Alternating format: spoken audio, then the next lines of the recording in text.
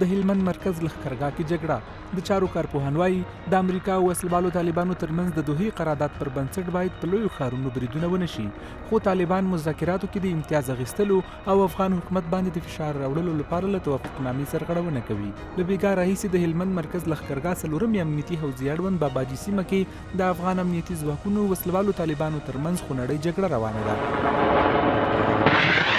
چې د راپورونو پر بنسټ د هوایي بریدونو په پایله کې د وسلوالو طالبانو یو شمېر مرکزونه ویجاړ او لسګونه وسلوال وژل شوي دي. د کورنیو چارو وزارت وایي د هلمند جګړې ته بیګا تازه دمي ځواکونه او مهمات رسېدلي. د یاد وزارت امنیتي معین ریاض درمل ویلي طالب وسلوال د افغان ځواکونو پر وړاندې د مقاومت ژمنه لري چې تازه جګړو کې هم له سختې ماتې سره مخ شول او پنجابي همکاران به یې هم ونه ژغورل شي. د افغانستان برېښنا شرکت وایي هلمند ولایت کې د جګړې پر مهال په میلیونونو ډالرو جوړ د برېښنا یو سب سټیشن هم د نامعلومو خلکو له لوري چور شوی او کارکوونکي یې وسلوالو طالبانو له ځانه سره وړي دي. د چارو شنونکي وایي له تېرو 2 اونیو راهیسې په قطر کې بین الافغاني مذاکرات له ځنډ او خنډ سره مخ دي چې طالبان غواړي د نظامي فشار زیاتولو سره قطر کې د افغانستان اسلامي جمهوریت پلاوي باندې خپلې خبرې ومني. دوی وایي په لویو ښارونو د وسلوالو بریدونو تاوان عامو خلکو ملي شتمنیو ته وړي او طالبان به هم پرته له ماتې بل څه لاسته راوړنه ونه لري. دغه کومه سرتمبګي چې دوی اوس کوي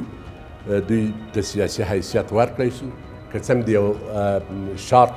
ټایم لپاره د یو لنډې زمانې لپاره دوی کولی شي دغه سیاسي حیثیت په یو دغه باندې په یو ډېر اوږدل دغه باندې نصب العین باندې بدل کړي. د چارو یو شمېر نور شنونکي بیا وایي طالب وسلوال له جګړې پرته ځان محوه ګڼي او جګړه کول یې شتون قوي کوي ځکه بریدونو او جګړو ته زور ورکوي. طالبان د یوې جنګي ډلې په توګه له تاوتریخوالي پرته بل هیڅ نه لري او همدا ټوپک او تاوتریخوالی دی چې دوی دومره مطرح کړي دي.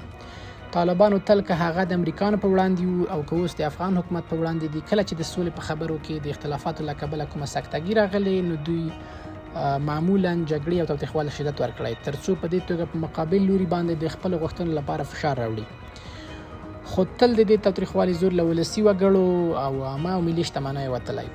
هغه څه چې طالبانو ورته هیڅ پام نه دی کړی او دوی ته مهم هم نه دي. د راپورونو پر بنسټ د لښکرګاه ښار جګړه کې د وسلوالو طالبانو د موسی کلا پخوانی ولسوال چې تازه له پولي چرخي زندان څخه خوشي او د طالبانو له لوري د هلمند مرستیال والي ټاکل شوی و هم نیول شوی دی.